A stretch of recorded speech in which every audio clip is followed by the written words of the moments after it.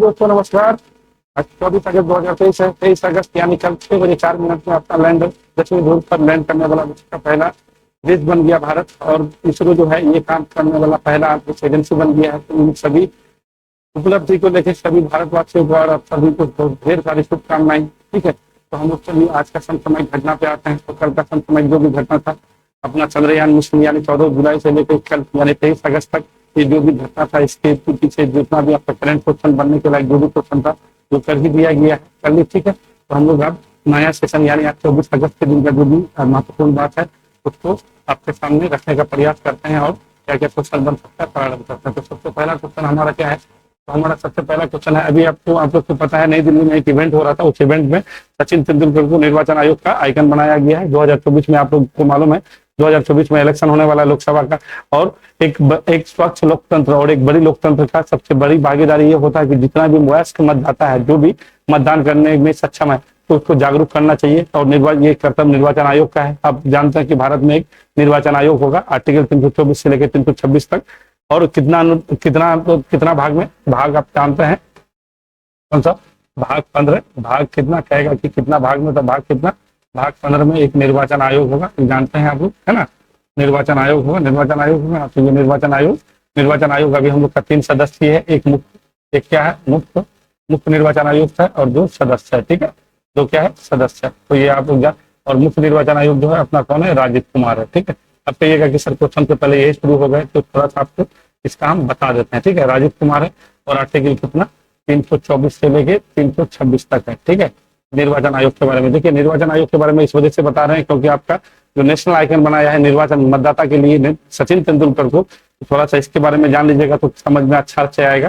तो भाग 15 में निर्वाचन आयोग का स्थापना होगा। अनुच्छेद 324 से लेकर 326 तक निर्वाचन के बारे में कहा गया है। ठीक है, 3 सदस्य है 1993 में, और ये 3 सदस्य कब बना था? 1993 में बना था। देखिए बीच में 89 में बना था, फिर 1990 में भंग कर दिया गया था, फिर 1993 से बना था। तो ये बात जानते चलिएगा क्योंकि ये आपका 2 बार हुआ है ये चीज। ठीक है, फिर तभी से 1993 से अभी तक 3 सदस्य है। तो थोड़ा सा जान लीजिए। अनुच्छेद 324 क्या हो जाएगा आपका? एक क्या होगा? एक निर्वाचन आयोग होगा। ठीक है, अनुच्छेद 325 में क्या है? 325 में आपका है कि किसी भी भारतीय नागरिक को धर्म, जाति, नस्ल, ठीक है, इन सब चीज में भेदभाव नहीं किया जाएगा। ठीक है ना, जान लीजिएगा किसमें धर्म, ठीक है, जाति, ठीक है, नस्ल, ठीक है, ठीक है, उसके बाद लिंग, ठीक है, इस सब में भेदभाव नहीं किया जाएगा। आर्टिकल 325 में 326 ये कहेगा कि 326 क्या है? तो यहाँ पे लिख दीजिए कि 326 में क्या है? वयस्क मताधिकार की बात कर रहा है। किसका बात कर रहा है? वयस्क मताधिकार की बात कर रहा है। ये भी कर दीजिएगा। ठीक है, तो 325 326 ये क्या है? निर्वाचन आयोग से मुख्य निर्वाचन आयोग राजीव कुमार है। और अभी हम लोग का जो है जागरूकता शिक्षा कार्यक्रम जो चलाया है, नेशनल आइकन किसको बनाया है? आपका सचिन तेंदुलकर को बनाया गया है। ये बात आप लोग जानते चलिएगा। देखिए अभी निर्वाचन आयोग और थोड़ा सा फेमस हुआ है। अभी से कुछ समय पहले जो है, ठीक है, जोसेफ एक न्यायाधीश थे। ठीक है, जोसेफ कौन थे? जोसेफ की अध्यक्षता में एक निर्वाचन मतलब मुख्य जो आपका सुप्रीम कोर्ट है, सुप्रीम कोर्ट जो है एक ये बनाया था कि इसमें बोला गया था कि जो भी मुख्य निर्वाचन आयोग और जो मुख्य निर्वाचन आयुक्त है और निर्वाचन आयुक्त है इसका कैसे नियुक्ति किया जाएगा। तो इसमें कहा गया था कि प्रधानमंत्री होगा। कौन होगा? प्रधानमंत्री होगा। सबसे पहली बात है प्रधानमंत्री होगा। लोकसभा के विपक्ष का नेता होगा, लोकसभा का विपक्ष का नेता होगा। ठीक है, और उसके बाद मुख्य न्यायाधीश होगा। ये बात बोला गया किसके द्वारा? सुप्रीम कोर्ट के द्वारा। ठीक है, मुख्य न्यायाधीश के बारे में कहा गया कि मुख्य न्यायाधीश होगा और आपका ये 3 होगा। ये कौन? जोसेफ वाला जो बेंच था इसके बारे में, इसका नियुक्ति के बारे में कहा गया। बट इस बार क्या हुआ? अभी जो मानसून सत्र चल रहा था, इस मानसून सत्र में आके सरकार एक अपना बिल रखता है और इस बिल में कहा गया क्या कि सबसे पहले प्रधानमंत्री होगा। क्या होगा? प्रधानमंत्री होगा। प्रधानमंत्री के बाद लोकसभा के विपक्ष का नेता होगा।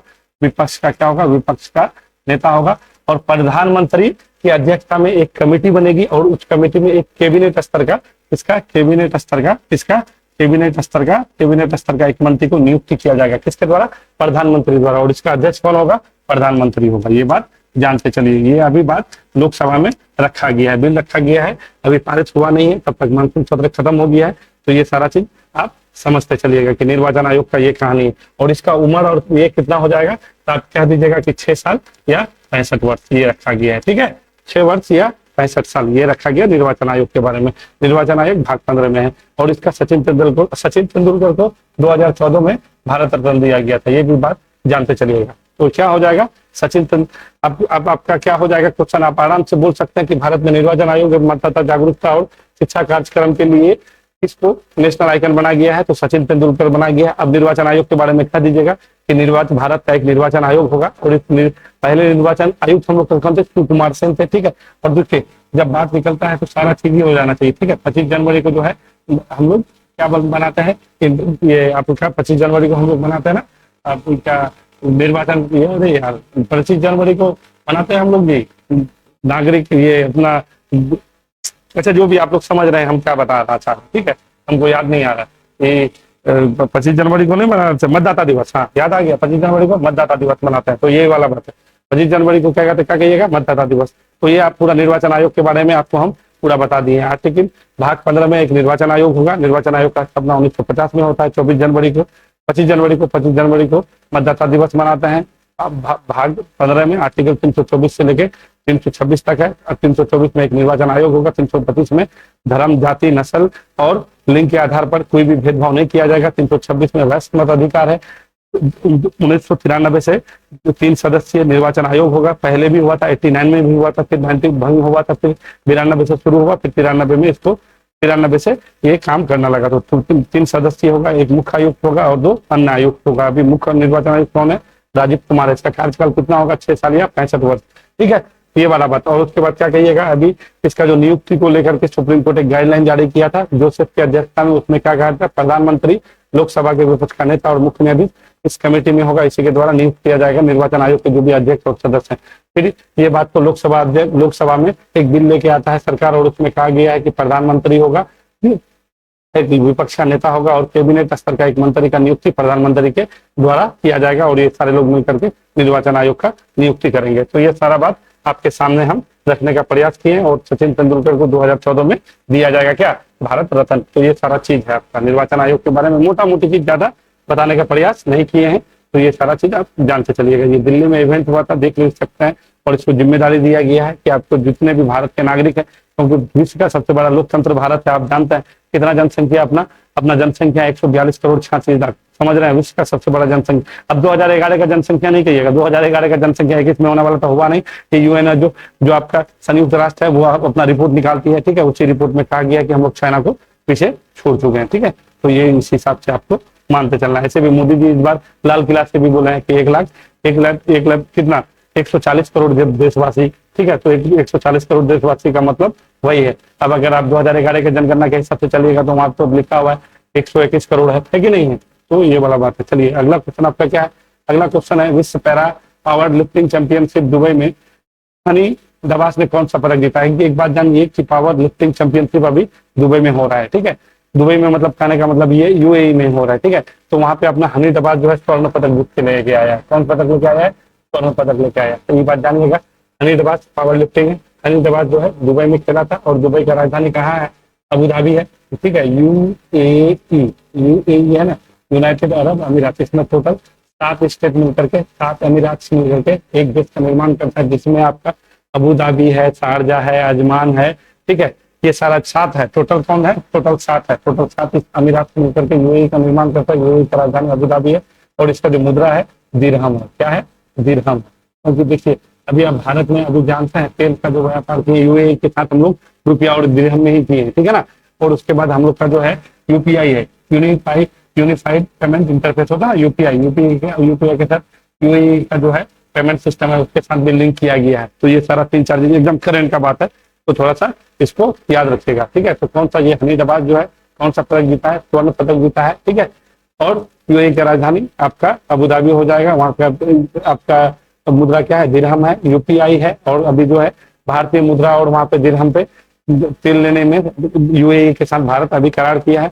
और भारत का यूपीआई और वहां का जो उसका पेमेंट सिस्टम है उसके साथ भी क्या हुआ है, एक समझौता हुआ है, ठीक है।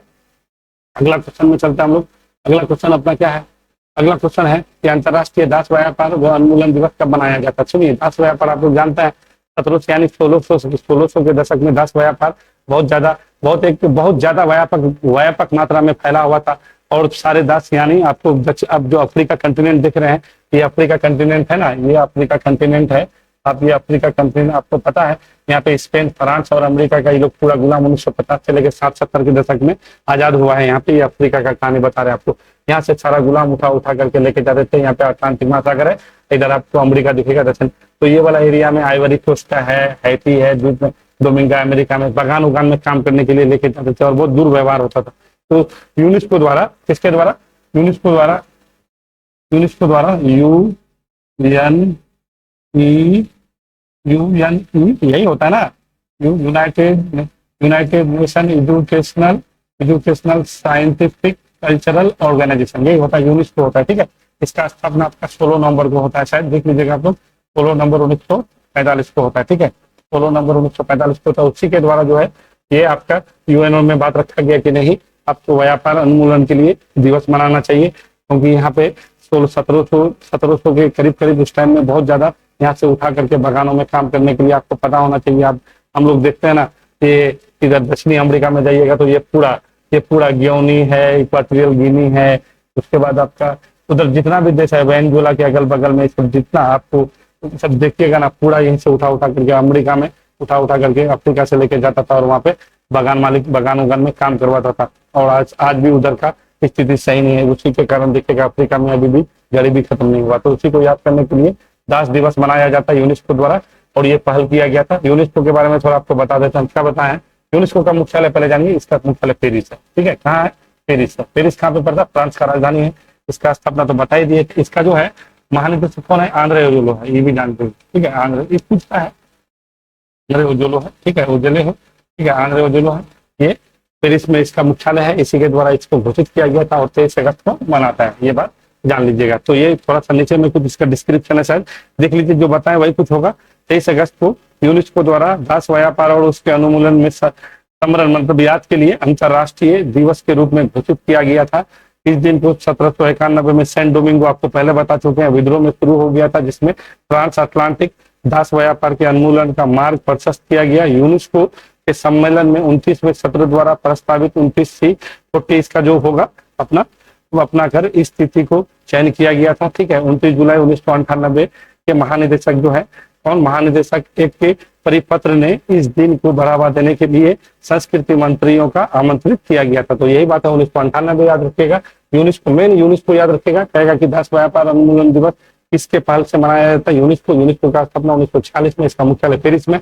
इसका महानिदेशक कौन है, आंद्रे ओजोलो है। ठीक है, कब रखा गया था, बात 1998 में रखा गया था। और ये क्यों, अब मोटा मोटी दास के बारे में अगर कभी कोई क्वेश्चन पूछे तो आप कह दीजिएगा कि अफ्रीका कंटिनेंट में जो भी आपको देख रहे हैं, नाइजर है, कांगो है, नाइजीरिया है, इधर आप देखिएगा टोगो, बेनिन, घाना, इधर मर्तानिया, माले, अल्जीरिया, सारा पश्चिमी सहारा, लीबिया, ये सब जो भी देश है सारा आपको पता होना चाहिए कि यहाँ पे नेल्सन मंडेला दक्षिणी अफ्रीका में आपका 1994 में जो है ये क्या बनता है, यहाँ का राष्ट्रपति बनता है और 27 साल का जेल में था। आपको मालूम है, इतना ज्यादा यहाँ पे भेदभाव बहुत ज्यादा था, क्योंकि यूरोपीय लोग आकर के यहाँ पे इसका संसाधन का इतना ज्यादा दोहन कर दिया इन लोग को आर्थिक रूप से। और आज भी यहाँ पे ये हाल है, क्योंकि देखिए ये खनिज संपन्न देश है। यहाँ पे आप नाइजर नदी नाम सुने होइएगा, यहाँ पे कांगो है, कोबाल्ट सबसे बहुत ये खनिज संपन्न देश है। ठीक है, ये खनिज संपन्न है, क्यों नहीं, ये गोंडवाना लैंड का भाग है। गोंडवाना लैंड में खनिज बहुत ज्यादा संपन्न होता है। उधर नाइजीरिया दिखेगा ना, यहाँ पे ये तेल उल भी संपन्न होता है, यहाँ पे तेल उल भी मिलता है। ठीक है, ये वाला तट जो है ना,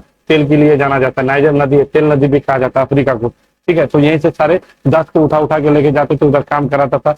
यहाँ पे अभी भी यहाँ पे अगर देखिएगा तो लोकतांत्रिक सरकार में नाइजर में अभी तख्ता पलट हो गया, आप लोग को पता होगा।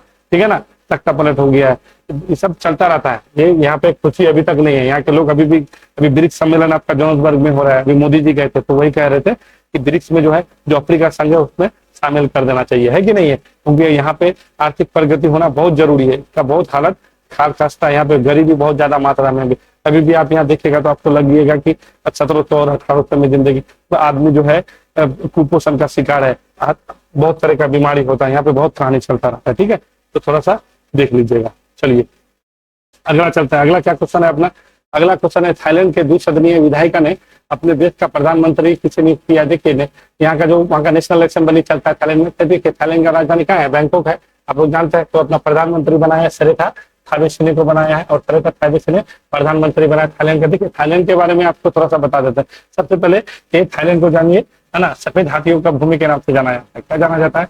सफेद हाथियों का भूमि। क्या बोलते हैं इसको? सफेद हाथियों का भूमि बोलता है, ठीक है। सफेद हाथियों की भूमि के नाम से जाना जाता है। कौन जाना जाता है? आपका थाईलैंड जाना जाता है। थाईलैंड का राजधानी कहाँ है? बैंकॉक है। कहाँ है? बैंकॉक है, ठीक है। बैंकॉक, बैंकॉक है, आप लोग जानते हैं थाईलैंड का राजधानी बैंकॉक है। और यही बैंकॉक घोषणा पत्र, बैंकॉक घोषणा पत्र जानते हैं ना, 1966 में, तो बैंकॉक घोषणा पत्र से आसियान का स्थापना होता है। Asian south east Asian association नहीं, एसोसिएशन आसियान ये होता है ना, association south east Asian nation, ये होता है ना, आसियान इसी को बोलता है। इसका स्थापना कब होता है? 1967 में होता है। ये बात जान लीजिएगा, 1967 में होता है। और इसी घोषणा पत्र बैंकॉक घोषणा पत्र से हुआ था। और अभी हाल फिलहाल में आपको बताते हैं इंडोनेशिया में आसियान और भारत का आर्थिक समूह का बैठक भी हुआ था। तो आसियान को जानिएगा, 10 देश आता है। और इस 10 देश के बारे में कहेगा तो क्या क्या कहिएगा? सबसे पहले म्यांमार से शुरू कीजिएगा, म्यांमार कहिएगा, म्यांमार, लाओस, वियतनाम, आपका Thailand, Cambodia, Singapore, Malaysia, Indonesia, Indo Philippines, Brunei, ठीक है। ये सारा 10 देश है, 10 देश मिला करके एक समूह। और ये 10 देश कि आपको पहले यहाँ पे बोले थे एसोसिएशन साउथ ईस्ट, यानी दक्षिणी पूर्वी जो भी देश होगा वो आसियान का सदस्य होगा, ठीक है। अब देखिए यहीं पे आपको क्या बोले? सफेद हाथी। यहीं पे आपको कहेगा 1000 हाथियों का भूमि किसको कहिएगा? तो लाओस कहिएगा, ठीक है, लाओस, ठीक है। और ये लैंड लॉक देश है, ये भी बात जानता है, लैंड लॉक देश है कि नहीं है लाओस? तो 1000 हाथियों का भूमि लाओस है, सफेद हाथियों का भूमि थाईलैंड है, ठीक है। आसियान का गठन बैंकॉक घोषणा पत्र से हुआ था। कब हुआ था? 1967 में। आसियान में कितना देश की संख्या है? 10 है, ठीक है। ये चीज आपको जानना है। और थाईलैंड में एक नदी बहती, साल्विन नदी का नाम सुने होइएगा, ठीक है। तो थाईलैंड में इसका जो है साल्विन नदी, इसका जीवन रेखा कहा जाता है कि नहीं है? और इसके बारे में क्या जानिएगा? इसके बारे में तो थाईलैंड के बारे में जानने का वहां पे बहुत और कुछ है, ठीक है। बट इतना जान के चलिए, थाईलैंड जो है दक्षिण पूर्व का अच्छा इकोनॉमी वाला स्टेट मतलब कंट्री है कि नहीं। अब देखिए सियामुनी नरोदम जो है ये कहाँ का है? तो ये कंबोडिया का राजा अभी आया था, भारत में आया था उसका जो है। और वान पान जो है वियतनाम का है, ये वियतनाम का भी राष्ट्रपति बना है। राष्ट्रपति बना है कहाँ का? वियतनाम का। वियतनाम का राजधानी हनोई है, ठीक है। आप लोग जानते ही होइएगा। चलिए अगला क्वेश्चन में आता है। अगला क्वेश्चन क्या है? अगला क्वेश्चन है प्रसिद्ध सांख्यिकी CR राव का हाल ही में निधन हो गया। देखिए ये CR राव भारतीय मूल के थे, अमेरिका में रहते थे, पहले ही जान जाइए। इसका कल ही निधन हो गया, ठीक है। और इसको जो है ये आपका ये देख रहे हैं ना, आपका स्टेटिक्स का नोबेल कहे जाने वाले पुरस्कार है, इंटरनेशनल प्राइज ऑफ स्टेटिक्स। ये पुरस्कार इसको 2023 में मिला था। कब मिला था? 2023 में मिला था। और बहुत बड़े स्टेटिक्स आदमी, ये अमेरिका में रहते थे। और ये मैथमेटिक्स भी जानते हैं, मैथमेटिक्स भी जानते हैं। ये इसको हल्के में नहीं लेने का है। इसका निधन हो गया है तो बहुत फेमस पद्म विभूषण भी इसको मिला हुआ है। तो थोड़ा सा इसको देख लीजिएगा। कहेगा कि 2000 क्योंकि निधन भी हो गया और इसको पुरस्कार भी मिला है, तो ये क्वेश्चन बनने का संभावना है। तो प्रसिद्ध सांख्यिकीविद CR राव का हाल ही में निधन हो गया है। इसे किस वर्ष इंटरनेशनल प्राइज ऑफ स्टेटिक्स का पुरस्कार दिया गया? तो 2023 में। कहेगा कि स्टेटिक्स का नोबेल किसे कहा जाता है? तो यही कहिएगा। ये बहुत प्रतिष्ठित पुरस्कार है। अपना बैंगलोर यानी भारतीय मूल के थे, कर्नाटक के रहने वाले थे। कहाँ के थे? कर्नाटक के रहने वाले थे, जान लीजिए, कर्नाटक मूल के थे ना। इसके बारे में थोड़ा सा जान लीजिएगा। 2023 का इसको दिया गया है। अच्छा अभी आप लोग जानते हैं, हम लोग करते हैं ना सांख्यिकी, राष्ट्रीय सांख्यिकी दिवस को 29 जून को मनाते हैं ना अपना कृषि महालोनोविच के इस पे, ठीक है ना। तो आप लोग जानते हैं राष्ट्रीय ये सांख्यिकी दिवस है। आप लोग थोड़ा सा इसको देख लीजिएगा। चलिए आगे बढ़ते हैं। आगे का क्वेश्चन क्या है? आगे का क्वेश्चन बहुत अच्छा क्वेश्चन है आज आप लोग के लिए, ठीक है। हाल ही में मिजोरम के निर्माणाधीन रेलवे पुल को गिरने से खतरा। देखिए मिजोरम में ना अभी मिजोरम का राजधानी कहाँ है? मिजोरम का राजधानी क्या है? मिजोरम का मेघालय का शिलोंग है। मिजोरम का क्या आइजोल है ना, आइजोल से 20-25 किलोमीटर दूर जो है एक जगह पड़ता है। वहीं पे ये आपका कौन नदी? कुरुंग नदी पर एक निर्माणाधीन है। तो रेलवे ब्रिज था, वहां पे काम हो रहा था और वो नदी ढहने की वजह से टोटल 28 आदमी लापता है, जिसमें से 17 आदमी का सब मिल चुका है और अभी तक ये सब आदमी मिस चल रहा है। इसका जांच पड़ताल चल रहा है यानी। और वहां का जो है जोरमथंगा, मिजोरम का मुख्यमंत्री कौन है? जोरमथंगा है, ये याद रखिएगा। जोरमथंगा है। कौन है? कहेगा कि वहां पे का मुख्यमंत्री कौन है? जोरमथंगा है। जोरमथंगा कहाँ का मुख्यमंत्री है? वहीं का है। और वहां पे हरि बाबू जो है राज्यपाल है, ठीक है, हरि बाबू, याद रखिएगा। सब बता देना इसकी वजह से। और मिजोरम राज्य जो है भारत का कितवां राज्य बना था? 23वां राज्य बना था। कब? 1987 में। कब बना था? 1987 में। यहाँ के पहला मुख्यमंत्री थे आपका लालडेंगा। कौन था? लालडेंगा के बारे में आप लोग सुने होइएगा, ठीक है। 1987 में जब ये ऑपरेशन जेरिको चला था, यहाँ पे ऑपरेशन जेरिको यहाँ पे चला था, ऑपरेशन जेरिको। ये पे जो भारतीय सेना, ये पे 1965 में अभी प्रधानमंत्री मोदी जी ये बात रखते थे वहां पे कि 1965 में जो है 1965 में यहाँ पे जो है सिर्फ ये इंदिरा गांधी द्वारा, वायुसेना के द्वारा यहाँ पे बम गिरवाया गया था, क्योंकि यहाँ पे जो है विद्रोह कर दिया था और भारतीय सेना को जो निकाला था जिस ऑपरेशन पे, उसी को जेरिको कहते थे। और यही बात अपना प्रधानमंत्री नरेंद्र मोदी जी अभी संसद में उठाए थे वहां पे और कच्छाद्वीप द्वीप पे। तो ये थोड़ा सी जान लीजिएगा, ठीक है। तो मिजोरम 23वां राज्य बना था 1987 में, फरवरी में बना था। जोरामथंगा वहाँ का मुख्यमंत्री, वहाँ का राज्यपाल हरि बाबू है, ठीक है। 1965 में वहाँ पे बम गिराने की वहाँ पे घटना हुई थी, ऑपरेशन जेरिको वहीं से संबंधित है। सर क्या 23वां राज्य बना था और 23वां राज्य बना था, ये सब चीज तो आप लोग जानते होइएगा ना, नहीं जानिएगा तो मतलब ही नहीं, ये सब जानते ही होइएगा। चलिए, तो यही पे कुरुन नदी है, कुरुन नदी, और यहाँ पे ब्लू माउंटेन है। बहुत बार पूछता है ब्लू माउंटेन, ब्लू माउंटेन के बारे में आप लोग जानते हैं। ब्लू माउंटेन जो है आपका यहीं पे मिजोरम में पड़ता है। ये मिजोरम, ये म्यांमार के साथ सीमा साझा करता है। और एक नदी है यहाँ पे आपको कालादान नदी, बहुत बार पूछता है कालादान। यहाँ पे अभी एक प्रोजेक्ट भी चल रहा है कालादान प्रोजेक्ट, बहुत बार पूछता है किसके किसके साथ चलता है, तो म्यांमार और तो अपना भारत के बीच कालादान प्रोजेक्ट पड़ता है कि नहीं, तो वही कालादान प्रोजेक्ट है। तो कुरुंग नदी पे ये घटना हुआ है, मिजोरम में पड़ता है। मिजोरम का राजधानी कहाँ है, मिजोरम का राजधानी आइजोल है, और उसी के बगल में ये घटना हुआ। तो देखिए आपको ब्रिज दिखाते, देख रहे हैं, देखिए खतरनाक है, क्योंकि आप लोग जानते हैं कि नॉर्थ ईस्ट का ये पूर्वोत्तर हिमालय का भाग है ना, हम लोग बोलते हैं ना पूर्वांचल हिमालय का विस्तार अंडमान निकोबार तक होता है, तो वही वाले का ये विस्तार है। आप लोग देख लीजिएगा, इसका फोटो दिखाइए, हाँ ये इसका फोटो है, देख रहे हैं इसका फोटो। ये बहुत बुरी तरीका से यहाँ पे घायल हुआ था मिजोरम की ये बात है, ठीक है ना। चलिए अगला देखिए, 22वां राज्य सिक्किम बना था, ठीक है। आप लोग जानते हैं 36वां संविधान संशोधन थे, और 23वां राज्य आपका ये बना कौन, जो अभी आपको हम बताएं। चलिए आर, ये क्या है क्वेश्चन, चलिए क्वेश्चन में मिसिंग नहीं ना है, ठीक है, क्वेश्चन में मिसिंग नहीं है। आर के राघवन समिति का संबंध किस विषय से है। देखिए अभी आपको पता है, अभी रैंकिंग का बहुत मामला आया है, ठीक है। आपका जादव यूनिवर्सिटी के बारे में जानते हुए राजस्थान में पड़ता है, ठीक है। वहाँ पे बहुत सुसाइड, अभी यहाँ पे राजस्थान के कोटा में वहाँ पे अभी सुसाइड का मामला बहुत ज्यादा आगे आया है, न्यूज में बहुत चल रहा था। अगर पेपर पढ़ रहे होंगे तो देखते होइएगा। और मेरा जो भी क्वेश्चन हम बनाते हैं, बिना न्यूज के बाहर कुछ नहीं बनाते हैं। जो न्यूज में चला, वो नेशनल न्यूज हो, इंटरनेशनल न्यूज हो, या आपका क्षेत्रीय न्यूज हो, जो न्यूज में है और इसका महत्व क्या है, उसी हिसाब से हम क्वेश्चन बनाते हैं। उसके अलावा हम उसके बाहर कोई भी क्वेश्चन नहीं बनाते हैं।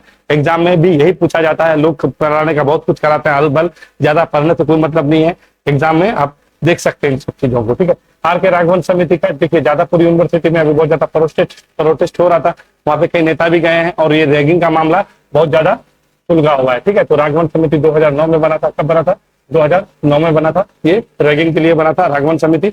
तो इसके बारे में हम आपको बताने का थोड़ा प्रयास किए। जो राजस्थान में ये रैगिंग का मामला आया, फिर इसमें सुधार की बात किया जा रहा है कि, क्योंकि ये देखिए ये पहले 1997 में आया, 2009 में कमेटी बना, फिर इसका रिपोर्ट, फिर संशोधन की बात हो रहा है कि इसमें क्या क्या करना चाहिए। क्योंकि अभी आपको बोले राजस्थान में जो है आपका वो ये जादवपुर यूनिवर्सिटी में जो है ये लफड़ा हो गया है। तो भारत में रैंकिंग परिवर्तन ऑफ एक्ट 1997 में आया था, अमेंडमेंट करने की बात कर रहा है। तो वही सब सारा चीज है, कोई खास नहीं है, बस इतना जानिएगा कि आर राघवन समिति किसके लिए आया था, रैंकिंग के लिए आया था, 2009 में आया था। और अभी ये आपका जादवपुर यूनिवर्सिटी में हल्ला गुल्ला चल, राजस्थान में बहुत ज्यादा सुसाइड का मामला भी देखा जा रहा है कि लोग कैसे कॉलेज में जाता है तो उसके साथ कैसे रैंकिंग किया जाता है, और इसके वजह से सबसे ज्यादा सुसाइड का मामला रैंकिंग में ही आया है। तो ये समिति मैटर करता है, ठीक है, कि हो सके ये समिति आपको एग्जाम में पूछ ले। तो ये क्वेश्चन शायद आपका समाप्त हो गया, इतना ही क्वेश्चन था। 7-8 क्वेश्चन रहता है, उससे ज्यादा क्वेश्चन क्या हो सकता है, इतना ही क्वेश्चन काफी है आप लोग के लिए। और बाकी बच्चा जो भी चीज बताते हैं उसको थोड़ा सा समझने का प्रयास कीजिएगा। वीडियो देखिए, हम तो बहुत कुछ बताना चाहते हैं, वीडियो लंबा होने की वजह से सब पसंद नहीं करते, आप लोग जितना पसंद नहीं करते हैं, पता नहीं कहीं नहीं पसंद करते हैं जितना।